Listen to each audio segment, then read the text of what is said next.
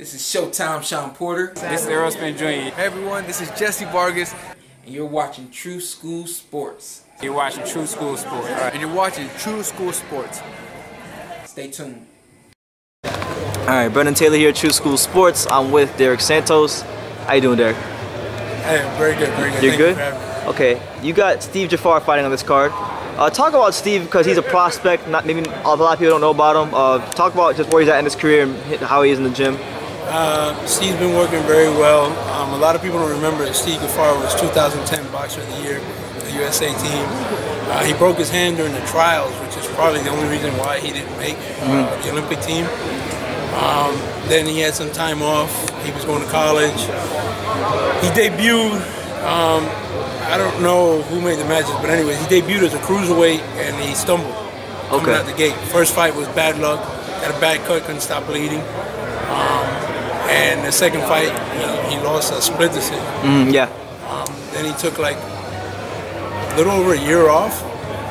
And then he got the itch to start boxing again. And he started working, he came back, he had one fight.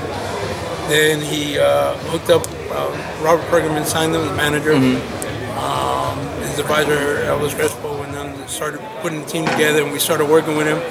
And now he's doing really good. Last year, he actually won the WBO Asian title in China. I remember hearing about that, yeah. Against Dmitry Bivol, who had fought for the title twice, won the world title twice. So a good, solid win against a good veteran. I think Bivov's record at the time was maybe 35-4, something like that, or 32-4. And it was an impressive win. Then we had a minor injury. That's why Steve's been inactive. We did some things, clean up, fixed everything up. Yeah. And now he's back, but he's phenomenal. He's working phenomenal. He's looking in great shape. I really want to step up now. We're looking to really push now. So you're looking to step up. Is there any name in particular you'd like to have at light heavyweight? No. As we all know, Steve at the moment is a free agent promotional-wise. So if the fight makes sense for him to showcase his talent, we're not really afraid of anybody. Yeah. It's got to make sense. I'm hoping that he gets picked up by a good promoter now that he's I believe, in the best form of his life. He's 28 years old. He hasn't taken any beatings or anything like that, so he should be good.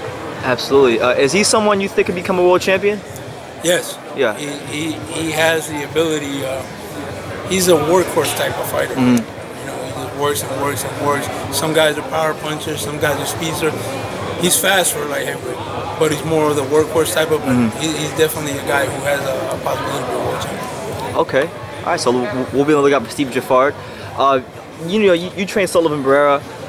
He had a fight with Dmitry Bivol. What went wrong in that fight for you guys? Well, we're kind of still trying to figure it out a little bit. To be honest with you, camp went perfect. The manager, Luis Molina, got us everything we needed. Sullivan did his part too. The sparring partners did a great job. We had Chris Algerian camp, working. He did a great job, and Sullivan will attest to all that. Sometimes that's a little scary. Everything goes too good. I found out something a little bit after the fact, and I'm not trying to make any excuses. Yeah. And unfortunately, at the end of the day, I had to take responsibility for this. It's my fault. Sullivan took us Epsom salt bath the day of the fight. He didn't know any different. He's never used that before. He thought it was just to relax. Didn't realize that it was going to drain him like that. And early on in the fight, there was a problem already. Like right after the first round, he told me, "Coach, my body doesn't feel right." And we've all seen Sullivan in big fights, Andre Ward, Brancy, Joe Smith, and you see how he responded. In the camp, we fully expected that. So I'm not saying that was all of the problem. I'm just saying I believe that contributed it, and I'm not trying to take anything away from Dmitry Bivol. The young man can fight. He has a good sense of movement, but that's not the Sullivan Barrera that we all know. I really believe that maybe if that wouldn't have happened, you would have seen a completely different fight. I'm not saying we were going to win 100%. I'm just saying I was really confident that you would have seen a lot better Sullivan Barrera. Would have been competitive. very, very. Yeah. So let me ask you this question. So he lost fight to Bivol. He's gonna have to move. He's gonna have to kind of build himself back up. Do you want to rematch Bivol in the future? I wouldn't mind. I wouldn't mind because it's not the same. You know, it's different. If I know that I saw the fighter that I saw, you know what I mean? If I knew that was it, because we all know, as trainers, we all know what our fighter is and what he got. I've never been one to lie or make any excuses about anything or anybody. If I would have said that's the best Sullivan I got, I would tell you no, Dmitry Bivol. That's not the fighter I have. So down the line that could happen. Down the line maybe Sergey Kovalev, you know, down the line. He's that type of, my fighter is the type of fighter who has a caliber to be competitive with all those guys. So unfortunately, some fighters have off night, things like what I told you before can contribute, and that wasn't the night that had that costly error, but it happens. We move on. He's in good spirits, you know, and we're looking forward to seeing whatever main events has coming up for us. Okay. As far as like any of your other, do you have any other fighters besides Jafar and Barrera? Yes, I have Daquan Paldo, formerly known as Daquan Arnett. Oh yeah, no Daquan Arnett. He'll be fighting May 4th. Okay. On the pre-GGG Canelo show for Golden Boy. He's a Golden Boy fighter. I'm not sure who we're fighting yet, but they're working on something with that. He's a junior middleweight. I have an exciting 130-pounder, Haidar Sheribayev. This is the second time I'm taking him out. What's his name? Haidar Sheribayev. Haidar, okay. He's from Kazakhstan. All right. I really have good expectations for this kid at 130 pounds. We're actually fighting for a WBA Intercontinental belt April 6th in LA. He has a promotional company from Kazakhstan, but they're looking to do a co-promotion with a major U.S. entity, promotional entity. Okay, so you got, I mean, you got like a full agenda. You're a busy man. And we got me and my partner Gil Gastelum, we got a kid, Victor Santolina. Okay. He was on the Dominican Republic amateur team, national team. We're looking to debut him in Puerto Rico, I think, pretty soon. Might be that same week that Haidar fights, right after his fight. Yeah. And down the line there. So I believe between, you know, April and May, we've got a little bit of a full card. Yeah, I kind of see that. So that's the way I like it. That's good. Now you want that as a trainer. You want to be constantly moving and working. You know, I have a good team, good support system where we train at Boca Raton. I trust the people that work with me, so you know, if I had to delegate something, everybody kind of goes with it. All my fighters, I'm really happy that I got really good attitude fighters, and what I mean by that is they're respectful. They know that we're there for them, and we're there for him. It's a bond, and the stable is really good. You know, so they you know, I still have Dia Davis, Howard Davis. Oh yeah, yeah. As a matter of fact, hopefully something good is coming about a meeting that I had the other day with him, and some prospective connections. So hopefully we'll get him back on track. He's a fighter that, despite his age, is really a good quality talent and has never been beat up either. So, you know, we're hoping to do something. For him, we just want meaningful fights.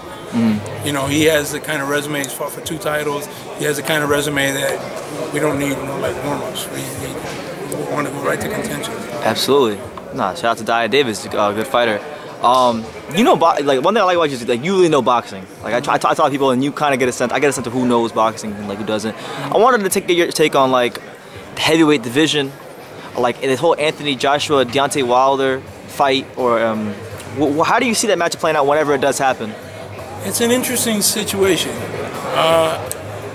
Wilder, with all due respect to him, I've kind of like accepted him for who he is now. I'm not gonna lie, I was one of the first ones that would be like, wow, this guy's technique is just like 2 feet off the ground, it's wide and this and that. That said, Deontay, with all respect to you, you are what you are. You're beating everybody that's in front of you, and whether the technique is not what we're used to seeing, he's got real power. It's real dangerous power. Luis Ortiz, the fight with him and Luis Ortiz is very good. Luis Ortiz almost got him, but you know, people say, hey, things could have been different years ago. tomato. Unfortunately, it didn't happen years ago. Yeah. And we're here, so we have to take for what it's got, you know. Joshua, I like Joshua. That said, Joshua has also shown vulnerability. So what Klitschko did there. Klitschko again is a very strong boxer. So there, what you have is, you know, the Wilder has pure power, and you know that Joshua has better technique. Interesting, you know, it'll be interesting. If Joshua can stay away from Wilder's right hand, I would have to favor Joshua. Yeah.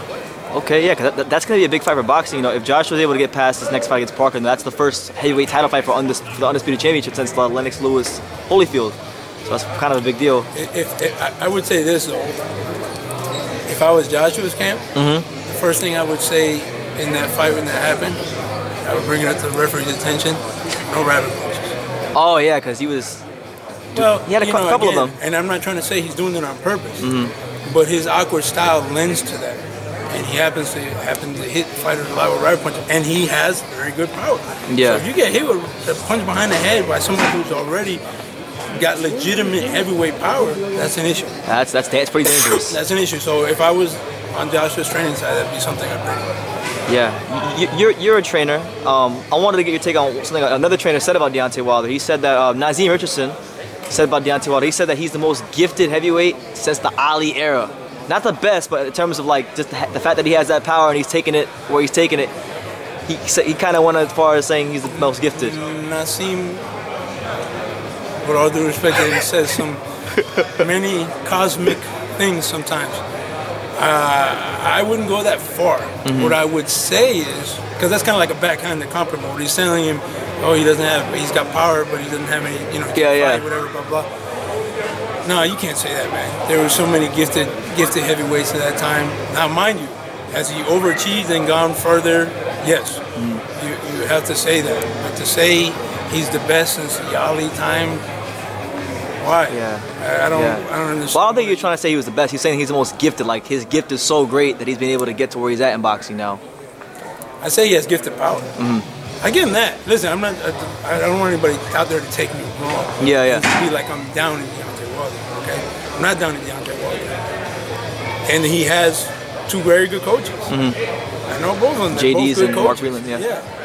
So sometimes, like I was told in the past by many veteran old fighters, and coaches too, you can try to correct something, but if it works sometimes and it's very unconventional, the one thing about that has allowed Wilder to go that far is that he is awkward. Any fighter will tell you, I'd rather fight somebody who can fight, and what I mean by that technical, conventional, than a fighter who's awkward. I do not like my guys fighting wild guys. I do not like fighting. They'll make your fighter look bad. Who's a polished fighter look bad, and you're trying to catch punches coming from these angles. Yeah. That's very hard to block. So I think that's an added element when you're fighting Wilder. You don't know where those punches are coming. You know, he's not conventional in the way. Now, if that was so great, all the other trainers out there would be training their guys to kind of fight like that, right? But it's not. It just happens to work for him. I like that. That was a good assessment. Yeah. Any message to the boxing world, people out there, about your fighters or anything you got going on? No, I just like to appreciate all the support for the DS boxing team. And, you know, hey, for the fans, please keep supporting good boxing. Please, you know, keep coming out to these events, you know. I love the sport. You know, I live for it. We need your guys' support, you know, whatever it is, whether it be on social media, whether it be, you know, actually showing up at these events, whether it be, you know, purchasing what you can or whatever. You know, we all appreciate it in the boxing community. All right, Derik Santos, thank you for talking to True School Sports. Thank you.